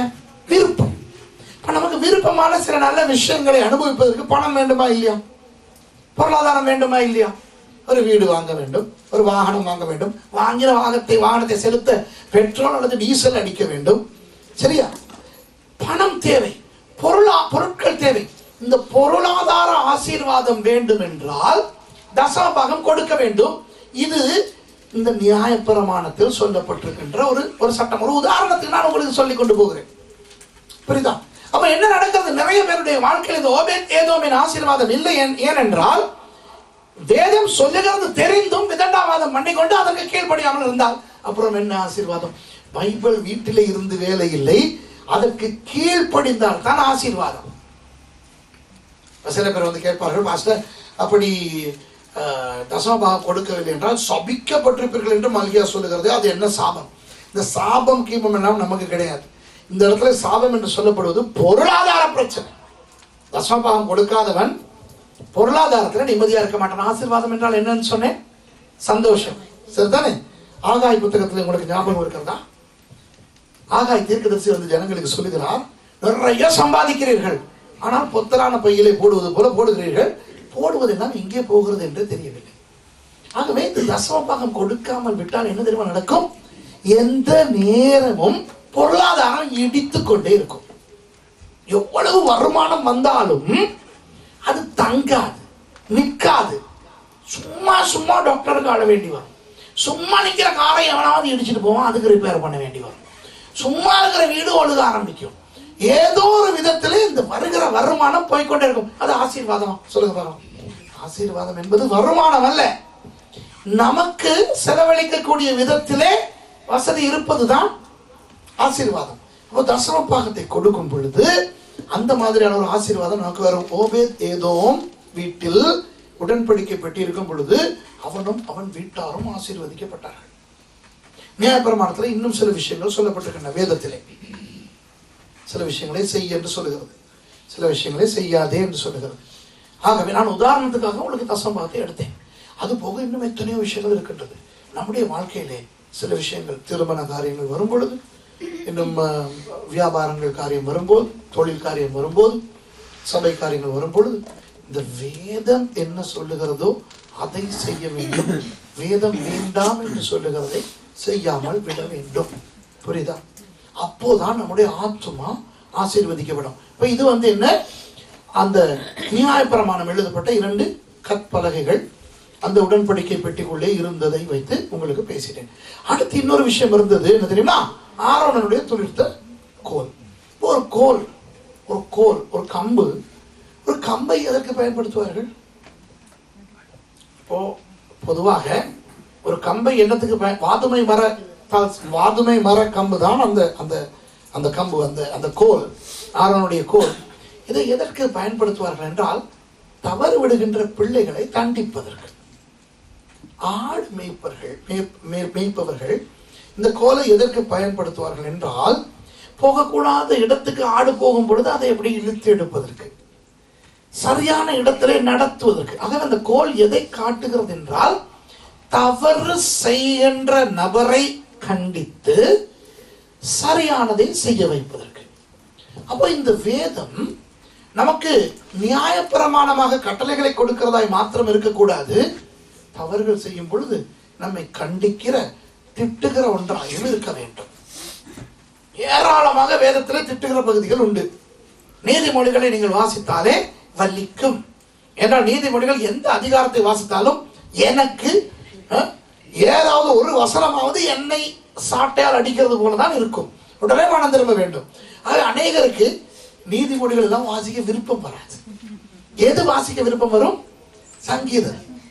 நான் சொல்றேன் அடிக்கடி, உள்ள அநியாயம் எல்லாம் பண்ணிட்டு வந்து கர்த்தரின் மேய்ப்பராக இருக்கிறார், நான் தாழ்ச்சி அடையேன், அவர் என்னை புல்லுள்ள இடங்களில் மேய்த்து அமர்ந்து தண்ணீர்கள் அடியில் கொடுப்பார். நான் பட்டு கேவலமான மாதிரி பேசுவேன், பட்டு கேவலமான மாதிரி நடப்பேன், எத்தனையோ பேரை குடிய கெடுப்பேன், எத்தனையோ பேரை வேதனைப்படுத்துவேன், சேர்த்து சில பேரை விரட்டிடுவேன். சரியா? எல்லாருக்கும் உள்ளாதான் இருப்பேன். ஆனா நான் வந்து ராத்திரி படுக்கும் போது அவர் என்னை புல்லுள்ள இடங்களில் வைத்து அமர்ந்த தண்ணீர்கள் கொண்டு போவார். 23ஆம் சங்கீதத்திலேயே கட்டையாக கிடக்கிறது. அடுத்த புத்தகம் நீதிமொழி புத்தகத்துக்கு போறதே இல்லை. போனா தான் திட்டு கிடைக்குமே. விளங்குதா உங்களுக்கு? இப்ப நாங்க சிலான்காரங்க சாப்பிடுற சாப்பாட்டுக்கு நீதிமொழிகள்ல ஒரு அழகான வசனம் இருக்குது. நமக்கு வந்து ஸ்ரீலங்கன்காரர்கள் என்ற பெயருக்கு நீதிமொழிகள்ல பெருந்தீனிக்காரர்கள் அப்படின்னு. சரியா? உண்மையா இல்லையா? காலையிலையும் இந்த மாதிரி முழுங்குறது, பகலும் இந்த மாதிரி முழுங்குறது, ராத்திரியும் இந்த மாதிரி முழுங்குறது, போதாதுக்கு இடைக்கிடை ஏதாவது அல்வா உருண்டை. இப்படிப்பட்டவங்க பெருந்தீனிக்காரர்கள். எங்க என்னத்தை வைக்கணும்? இங்க கத்தியா எங்க வைக்கணும்? தொண்டையில. நாங்க என்ன வாசிக்கிறோம்? அவர் என்ன புல்லுள்ள இடங்களில் மேய்த்து, இன்னும் திங்கிறதுதான் வாசிக்கிறோம். ஓவரா தின்னுக்கிட்டு இன்னும் அவர் புல்லு இறைச்சி மீன் முட்டை எல்லாம் சாப்பிட்டு போதாதான், கொழுக்கட்டை வறுவல் பொரியல் எல்லாம் சாப்பிட்டும் போதாதான், இன்னும் புல்லும் மேயணுமா. அவர் என்னை புல்லுள்ள இடங்களில் கொண்டு போய் கொக்கா கோலா குடிக்கிறது பத்தாது, ஃபென்டா குடிக்கிறது பத்தாது, அந்த ஜூஸ் இந்த ஜூஸ் குடிக்கிறது பத்தாது, அமர்ந்த தண்ணீர்கள் ஒன்றையிலும் நடத்துகிறார். உடனேதான் நாங்க திங்கிற குடிக்கிறதெல்லாம் போக புல்லும் சாப்பிட்டு தண்ணியும் மேய்கிறோம். இப்படிப்பட்ட ஜனங்கள் கொஞ்சம் சங்கீதங்களை விட்டு வெளியே வந்து, அதுக்காக அதை வாசிக்க வேணாம்னு சொன்னேன், நீதிமொழிகளுக்கும் போக வேண்டும். அங்கேயும் இருக்கிறது. ஸ்ரீலங்கன்காரர்களுக்கு இப்ப இங்க நீங்க உங்க லைஃப்ல எனக்கு அவ்வளவு தெரியாது, வந்து போறாள் தானே. நம்ம ஊர்ல சூரிய வெளிச்சம் படுற வரைக்கும் படுத்து கிடப்பான். சரி, நீதிமொழிகள் இருக்குது. ஸ்ரீலங்கா காரனுக்கு இன்னொரு சொல் இருக்குது, பெருந்தினிக்காரனே மாத்திரம் இல்ல, சோம்பேறியே. சரியா? எவ்வளவு நேரம் படுத்திருப்பாய். நாங்க எழும்பின பிறகு வெளியேறங்க மாட்டோம் தெரியுமா? ஸ்ரீலங்காக்காரன் எழும்பின பிறகு கட்டில கிடப்பான் தெரியுமா? நாங்க இங்கிட்டு போறது, அப்புறம் என்னெல்லாம் இங்கிட்டு போறோம், முழிச்சாச்சு. ஆனா இறங்குறது இல்லை கட்டில விட்டு. அவன் சோம்பேறியே, எவ்வளவு நேரம் படுத்திருப்பாய், இன்னும் கொஞ்சம் தூங்கட்டும், இன்னும் கொஞ்சம் உறங்கட்டும் என்று இருப்பாயோ. நீ போய் எதை பார்? ஆர்க்டிக் கண்டத்துல இருக்கிற போலா பேரை பார், அண்டார்டிக் கண்டத்துல இருக்கிற பெண்குயினை பார். அப்படியா சொல்றான்? இல்ல, எங்க வீடுகள்ல ஒவ்வொரு நாள் இருக்கக்கூடிய எறும்பை பார். சரியா?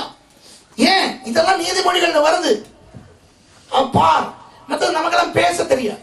யாராவது ஏதாவது பேசினா அதுக்கேற்ற மாதிரி ஒருத்தன் மூடத்தனமா பேசினா அவனோட வாதாடுறது. நீதிமொழிகள் சொல்லுது, மூடனுக்கு அவனுடைய மூடத்தனத்தின்படி உத்தரவு கொண்டாதே. சரியா? இப்படி நீதிமொழிகள் என்ற புத்தகத்தை வாசித்தால் இந்த ஆரோனுடைய கோல் வந்து எங்களை அடிக்கும். அவ்வப்போது நீதிமொழிகள் மாத்திரமல்ல, பிரசங்கி, புதிய ஏற்பாட்டிலையும் இந்த நிருபங்கள். புதிய ஏற்பாட்டில் நிறைய பேர் என்ன தெரியுமா வாசிக்கிறது? இயேசு சுகமாக்கினார், 18 வருஷம் பெரும்பாடுள்ள ஸ்திரீ சுகமானாலும் அவளுக்கு சுகம் கொடுத்தது, எனக்கு சுகம் கொடுத்தார், திரும்பி பார்த்தார். மத்தேயு, மாற்கு, லூக்கா, யோவான். முடிஞ்ச பிறகு திருப்பி மத்தேயு, மாற்கு, லூக்கா, யோவான். முடிஞ்ச பிறகு திருப்பி மத்தேயு, மாற்கு, லூக்கா, யோவான். இதுலயே வண்டியை ஓட்டிக்கிட்டு போறது. கொஞ்சம் தாண்டி அப்போஸ்தலருக்கு வந்தாலும் 4ஆம் அதிகாரத்தோட நின்றது. எத்தனை 5ஆம் அதிகாரத்துல அனனியா சப்பீரால் வந்து செத்து போகுது. அழுகுதா? சர்ச்சில் வந்து சாகுது. அதுவும் காணிக்க விஷயம். 4ஆம் அதிகாரத்தோடய ரிட்டையர் ஆயிடுவாங்க. ஆகவே புதிய ஏற்பாட்டில் நான் வாசிக்க வேண்டிய பகுதிகள் உண்டு. பவுல் எழுதின நிருபங்கள், மற்ற நிருபங்கள் எல்லாம் இருக்குது. சரியா? நம்ம ஆளுகள் சுவிசேஷத்தை விட்டுட்டு போகும்போது சில தெரிவு செய்யப்பட்ட வசனங்கள் வச்சிருக்காங்க. சரியா? பவுல் சொல்றார் தீமோத்தேயுக்கும், அவனே உனக்கு வயிற்று வலினா கொஞ்சம் திராட்சை ரசம் குடி. அது தெரியும். சரி, அது தெரியும் நிறைய பேருக்கு.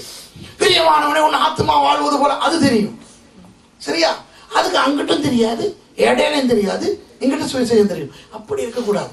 நம்முடைய உடன்படிக்கை பெட்டியில் இந்த ஆரோனுடைய கோலும் வைக்கப்பட்டிருக்கிறது. வேதம் சொல்லுகிறது, 23ஆம் சங்கீதத்திலேயே சொல்லுகிறது, அவருடைய கோலும் தடியும் என்னை தேற்றும். எப்படி தேற்றும்? சரி, இப்ப ஒரு ஆளை தேற்றுறது எப்படி? ஐயோ தம்பி மோசே இங்க வாங்க ராசா. சரி, இப்ப மோசே வந்து ஏதோ ஒரு வேதனையில இருக்கிறாரு. இப்ப மோசேனா இப்படி தேற்றுவேன். சரி, பாத்துக்கிறேங்க. மோசே இட்ஸ் ஓகே ராசா, யோசிக்காதீங்க. இப்படி தேற்றுறது சரிதானே? இப்படி தேற்றலாம் தானே? இப்படி எல்லாம் தேற்றுறது ஓகே, இப்படித்தானே தேற்றுறது. இப்போ ஒரு கம்பு வச்சு, இதுதான் கம்புன்னு வைங்க, மைக்கு. மோசே வேதனைப்படாதீங்க. கம்பால தேற்ற முடியுமா? போங்க, தேங்க்யூ. கம்பால தேற்ற முடியுமா?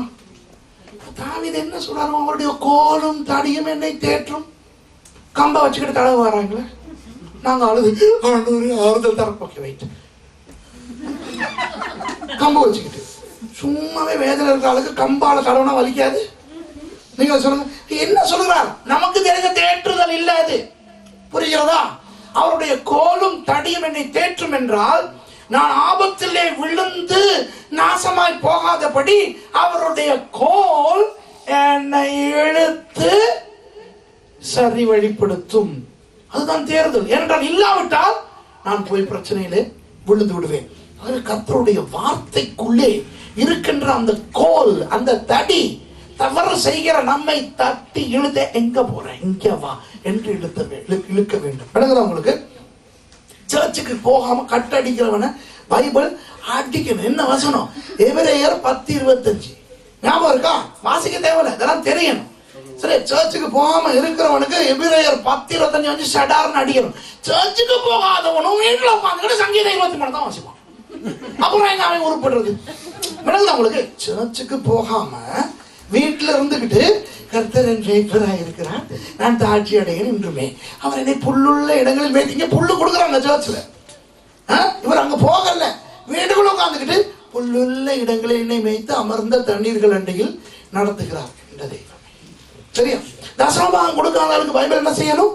மல்கியா 3:8-9 வச்சு அடிக்கணும் ஷடார்னு. இவர் தசமபாகம் கொடுக்காம என்னத்தை வாசிக்கிறாரு? மத்தேயு 28 நீங்கள் போய் சகல ஜாதிகளையும் சீஷராக்க. தசமபாகம் கொடுக்கறது இல்ல, சீஷராக்க கிளம்பிட்டார். சரியா? விளங்குதா உங்களுக்கு? ஜெபிக்கிறது இல்லை, இடைவிடாமல் ஜெபம் செய்யுங்கள். இவர் ஜெபிப்பதே கிடையாது, எப்ப பார்த்தாலும் தேவையில்லாத பேச்சு. ஆனா வாசிப்பது எதை? சங்கீதத்தை. அது சங்கீதம் சொல்லுமா ஜெபின்ட்டு? சங்கீதத்துல இல்ல தானே. சங்கீதத்துல வந்து ரொம்ப இனிமையான துதி பாடல்கள், நமஸ்கார பாடல்கள் இதுதான் இருக்கு. ஆகவே நம்முடைய வாழ்க்கையில் திருத்தம் வேண்டும். நமக்கு அவ்வப்போது அடி வேண்டும், நம்மை திருத்துவதற்கு, நல்வழிப்படுத்துவதற்கு. ஆகவே நம்முடைய வாழ்க்கையில் வேதத்தில் இருக்கின்ற அந்த ஆரோனின் கோலையும் பயன்படுத்த வேண்டும். மூன்றாவது மன்னா. உடன்படிக்கை பெட்டிக்குள்ளே மன்னா இருந்தது. மன்னா என்பது உணவு. உணவு சாப்பிடும் போது என்ன நடக்கும்? நம்முடைய சரீரம் தெம்படையும் வளரும். சின்ன பிள்ளைகள் நன்றாய் சாப்பிட்டால் தான் அவர்கள் வளருவார்கள். புத்தியும் வளரும், உடம்பும் வளரும், அந்த நோய் எதிர்ப்பு சக்தி அதிகமாகும். சாப்பிடுகிற உணவிலே இருந்து தான் இதெல்லாம் வரும். எங்களுக்கு சும்மா தண்ணீர் மாத்திரம் குடித்து கொண்டிருந்தால் நாம் மெலிந்து போய் இல்லாமல் போய் விடுவோம். சரிதானே? சாப்பிடும் போது எப்படியெல்லாம் சாப்பிடுறோம்? நாங்க காலையில எப்படி முழுங்குறோம்? இட்லி, இடியாப்பம், தோசை, ரொட்டி, பால் சோறு, இந்த தெய்வமே. இதெல்லாம் போக சீரியல், வாழைப்பழம், டோஸ்ட், அப்புறம் ஜாம், ஒவ்வொரு விதவிதமான ஜாம், சீஸ், பட்டர் போட்டு. சரிதானே? சுகர் உள்ளவனுக்கு வேற பட்டர், சுகர் இல்லாதவனுக்கு வேற பட்டர். சுகர் உள்ளவனுக்கும் இனிப்பு இருக்குது. சரிதானே? அப்படியெல்லாம் சாப்பிட்டு காஃபிலேயே விதவிதமான காஃபி. சில நேரம் நாங்கெல்லாம் பிறந்து வளர்ந்ததே சிலோன்காரனுங்க. திடீர்னு சொல்ல சிலோன் கோபி தரட்டே. நமக்கு கோபினாலே சிலோன் கோபி தான். சிலோன் கோபி தரட்டு எப்படி? அதாவது இப்ப ரொம்ப அட்வான்ஸ். இப்ப அவங்க எல்லாம் முழுக்க நெஸ்கேஃபே அது இதுன்னு போயிட்டபடினால சிலோன் கேஃபே ஒரு டெலிகசி ஆயிடுச்சு. அது வந்து ரொம்ப நம்ம சிலோன்ல இருக்கிறவனுக்கு அதுதான் கோபி. எவனாவது நெஸ்கேஃபே அந்த காலத்துல இந்தியாவுக்கு போயிட்டு கொண்டு வந்தான்னா இந்த தெய்வமே அந்த மாமா வீட்டுக்கே போகும். அந்த இப்ப சிலோன் கோபி இருக்கிற வீட்டாக்கிறது சிலோன் கோபியா? சரியா? இப்ப எல்லாரோட வீட்லயும் கிரீன் டீ.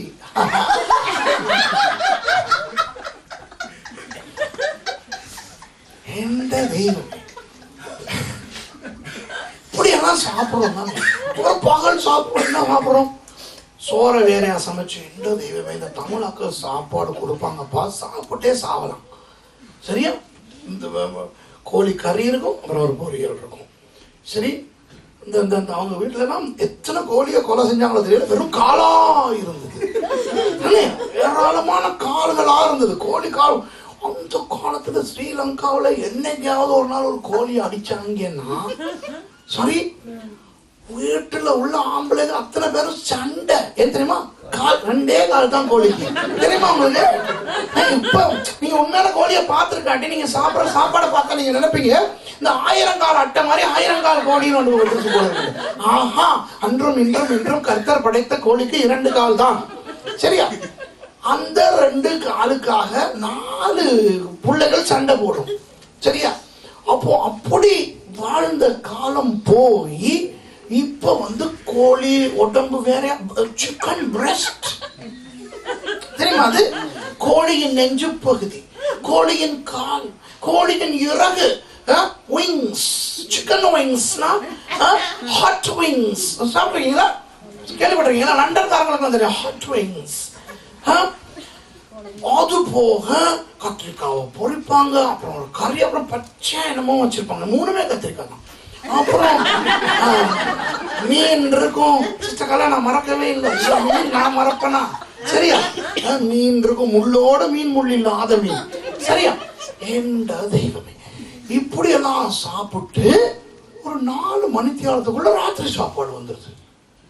அதுக்கு போனாலும் பயங்கரம். தமிழனுக்கு 6 பேக் இருக்குது.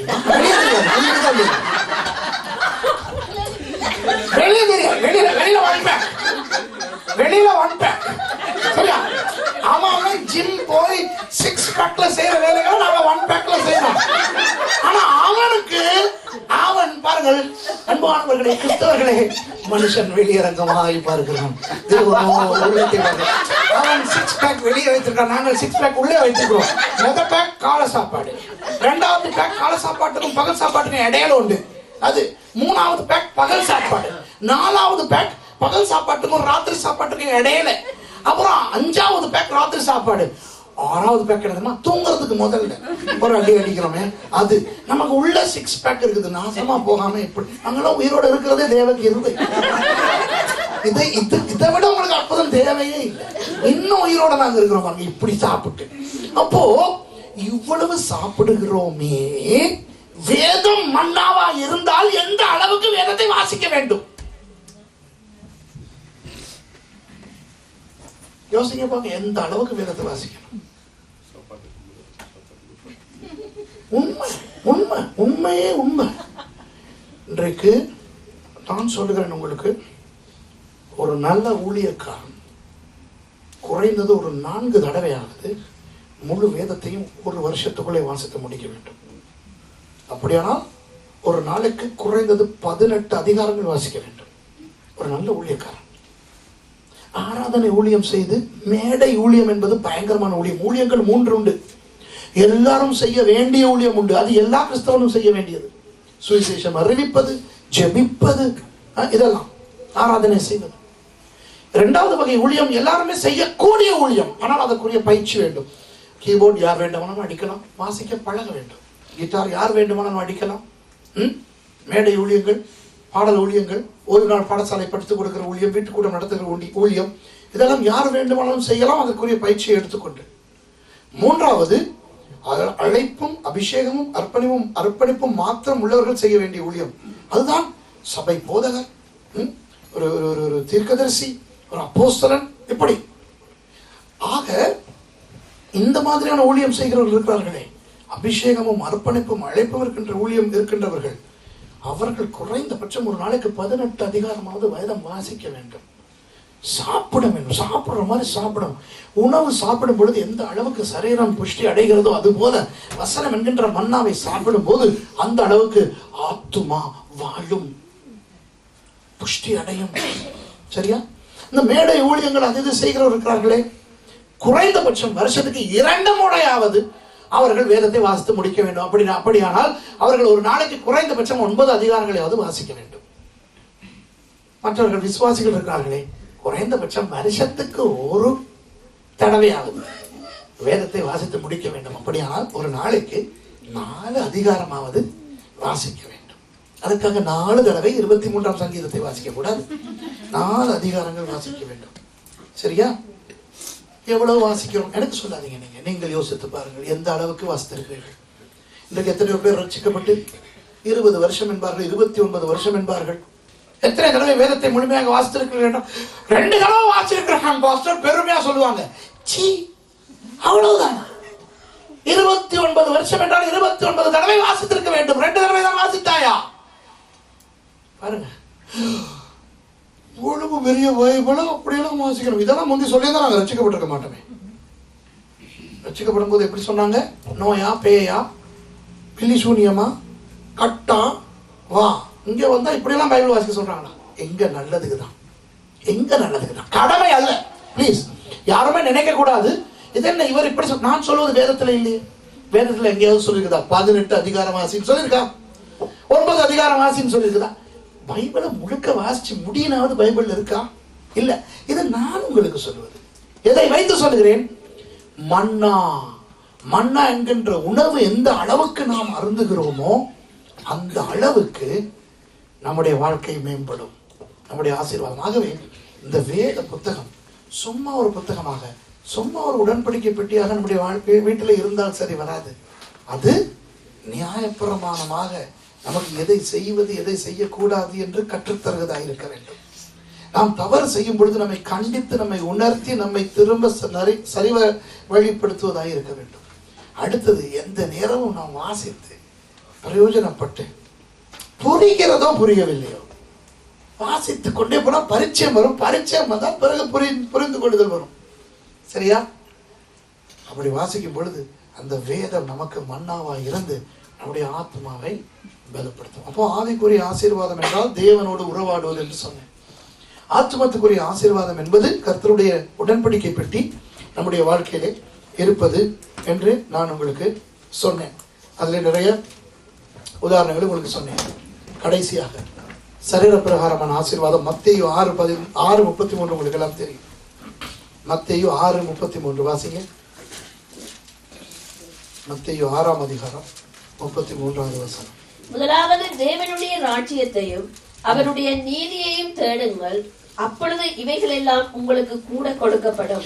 இவைகள் எல்லாம், முதலாவது தேவனுடைய ராஜ்யத்தையும் அதனுடைய நீதியையும் தேடவும். அது ஒரு வேறு பிரசங்கம், அதை இப்போ நான் பண்ண முடியாது. தேவனுடைய ராஜ்யத்தை தேடுவது என்றால் என்ன, தேவனுடைய நீதியை தேடுவது என்றால் என்ன என்று சுருக்கமாக சொல்லுகிறேன். ஆனால் இங்கே என்ன சொல்லப்படுகிறது என்றால், அப்பொழுது இவைகள் எல்லாம் உங்களுக்கு கூட கொடுக்கப்படும். இவைகள் எல்லாம் என்று எதை சொல்லப்படுகிறது, எதை குறித்து சொல்லப்படுகிறது? நீங்கள் முதலில் இருந்து வாசித்து பார்த்தால் 25வது வசனத்துல இருந்து இருக்கிறது. எண்ணத்தை உண்போம், எண்ணத்தை குடிப்போம் என்று உங்கள் ஜீவனுக்காக, எண்ணத்தை உடுப்போம் என்று உங்கள் சரீரத்துக்காக கவலைப்படாதிருங்கள். விளங்குதா? சரீர பிரகாரமான ஆசீர்வாதங்கள் இவைகள் எல்லாம் என்று இந்த இடத்துல சொல்லப்படுவது எந்த விதமான ஆசீர்வாதங்கள்? ஆவிக்குரிய ஆசீர்வாதங்களும் அல்ல, ஆத்மத்துக்குரிய ஆசீர்வாதங்களும் அல்ல, சரீர பிரகாரமான ஆசீர்வாதங்கள். எண்ணத்தை உண்போம், எண்ணத்தை குடிப்போம், எண்ணத்தை உடுத்துவோம் என்று கவலைப்படாதிருங்கள். ஏன் சொல்லப்படுகிறது? ஆகாயத்து பட்சிகளை கவனித்து பாருங்கள், அவைகள் விதைக்கிறதில்லை, அறுக்கிறதில்லை, களஞ்சியங்களில் சேர்த்து வைக்கிறதில்லை, ஆனால் ஆண்டவர் அவைகளை போஷிக்கிறார். அப்புறம் 28வது வசனம், உடைக்காக நீங்கள் கவலைப்பட வேண்டாம், புஷ்பங்களை, பூக்களை பாருங்கள், காட்டு பூக்களை பாருங்கள், அவைகள் உழைக்கிறதும் இல்லை, நூற்கிறதும் இல்லை, ஆனால் அவைகள் ஆண்டவர் உடுத்திருக்கிறார். சரியா? பாருங்க 30வது வசனம், அற்ப விசுவாசிகளே, இன்றைக்கு இருந்து நாளைக்கு அடுப்பிலே போடப்படும் காட்டு புல்லுக்கு தேவன் இவ்விதமாக உடுத்துவித்தால் உங்களுக்கு உடுத்துவிப்பது அதிக நிச்சயம் அல்லவா? ஆகையால் கவனிங்க, எண்ணத்தை உண்போம், எண்ணத்தை குடிப்போம், எண்ணத்தை உடுப்போம் என்று கவலைப்படாதீர்கள். இவைகளை எல்லாம் அஞ்ஞானிகள், அஞ்ஞானிகளுக்கு இன்னொரு சொல்லுங்க, மூடர்கள். ஞானம், ஞானம், ஞானி என்றால் யார்? ஞானம் உடையவன். அஞ்ஞானி என்றால் ஞானம் இல்லாதவன். ஞானம் இல்லாதவன் என்றால் மூடன். அஞ்ஞானிகள் நாடி தேடுகிறார்கள். இவைகள் எல்லாம் உங்களுக்கு வேண்டியவர்கள் என்று உங்கள் பரமபிதா அறிந்திருக்கிறார். முதலாவது தேவனுடைய ராஜ்யத்தையும் அவருடைய நீதியையும் தேடுங்கள், அப்பொழுது இவைகள் எல்லாம், இவைகள் எல்லாம் சாப்பாடு, உணவு, உடை, உறையுள், இதைத்தான் பேசுகிறார் ஆண்டவராகிய இயேசு. அதற்காக வேலைக்கு போகாமல் சபைக்கு வாருங்கள் என்று சொல்லவில்லை. சரியோ? ஸ்கூல் போகாமல் வீட்டில் உட்கார்ந்து உபவாசத்தை ஜெபியுங்கள் என்று ஆண்டவர் சொல்லவில்லை. கர்த்தர் நமக்கு ஞானத்தை கொடுத்திருக்கிறார். ஆனால் என்னவென்றால், கர்த்தருடைய ராஜ்யத்தை, அவருடைய நீதியை நாம் தேடும் பொழுது ஆண்டவர் சரீர பிரகாரமான ஆசீர்வாதங்களை எங்களுக்கு கொடுக்கிறார். நம்மை போஷிக்கிறவர் ஆண்டவர். நம்முடைய தொழில் அல்ல, கர்த்தர் உங்களுக்கு நல்ல தொழில் கொடுத்திருக்கிறார் என்றால் அவருக்கு ஸ்தோத்திரம். கர்த்தர் இன்றைக்கு அந்த தொழிலை செய்யக்கூடிய அந்த சக்தியை உங்களுக்கு கொடுத்திருக்கிறார் என்றால் கர்த்தருக்கு ஸ்தோத்திரம். இன்றைக்கு உங்களுக்கு நல்ல தொழில் இருக்கிறதா? கர்த்தர் உங்களுக்கு கொடுத்திருக்கிறார். அந்த தொழில் இருந்தாலும் உங்களுக்கு சக்தி இல்லாவிட்டால் எப்படி அந்த தொழிலை செய்வீர்கள்? அந்த சக்தியை கர்த்தர் உங்களுக்கு கொடுத்திருக்கிறார். படிப்பதற்கு பாடசாலை கொடுத்திருக்கிறதுக்காக கர்த்தருக்கு ஸ்தோத்திரம். பிள்ளைகளுக்கு பாடசாலை இருந்தாலும் படிப்பதற்குரிய ஞானத்தை கர்த்தர் கொடுத்திருக்கிறபடினால் ஸ்தோத்திரம்.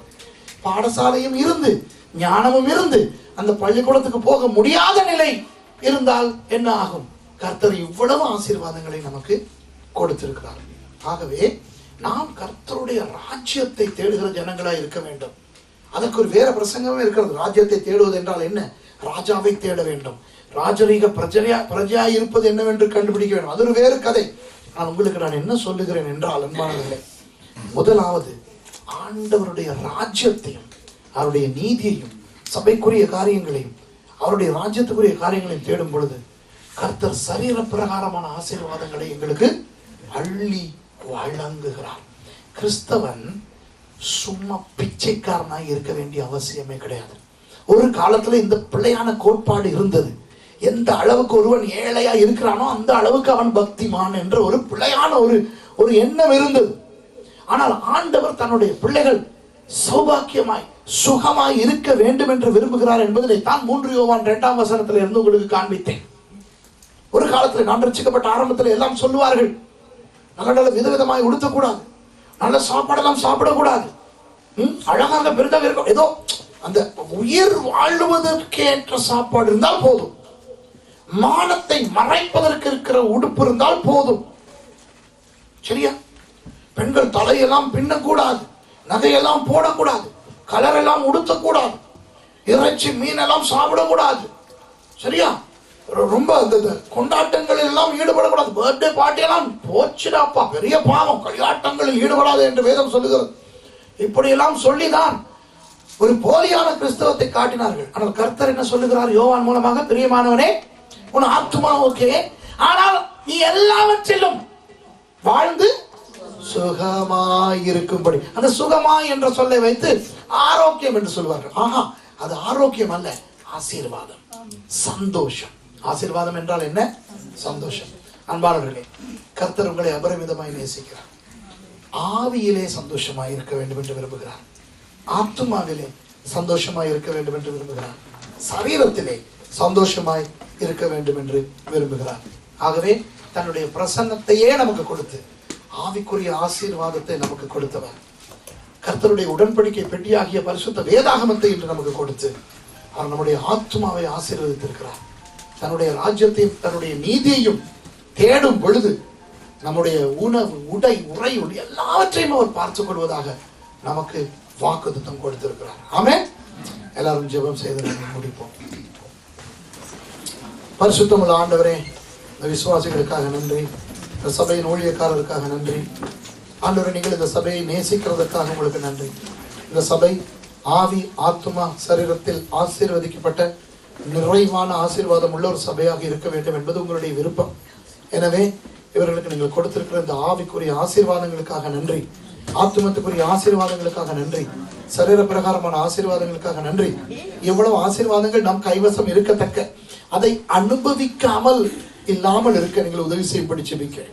அதை அனுபவித்து சந்தோஷமாய் இருக்கவர்களுக்கு உதவி செய்யும்படியாக ஜெபிக்கிறேன். ஒவ்வொரு தனி விசுவாசியும் சந்தோஷமாய் இருக்க உதவி செய்யுங்கள். ஒவ்வொரு குடும்பமும் சந்தோஷமாய் இருக்க உதவி செய்யுங்கள். இந்த சபை சந்தோஷமாய் இருக்க உதவி செய்யுங்கள். அப்பா கர்த்தாவே, நீங்கள் சந்தோஷத்தால் இவர்களை நிரப்பி ஆசீர்வதிக்கும்படி நான் ஜெபிக்கிறேன். மறுபடியும் இந்த ஊழியரையும் இந்த சபையும் உங்கள் பாதத்திலே வைத்து ஜெபிக்கிறேன். உங்கள் கரமும் கிருபையும் இவர்களோடு எப்பொழுதும் இருப்பதாக. இயேசுவின் நாமத்தில் பிதாவே. ஆமென். ஆமென்.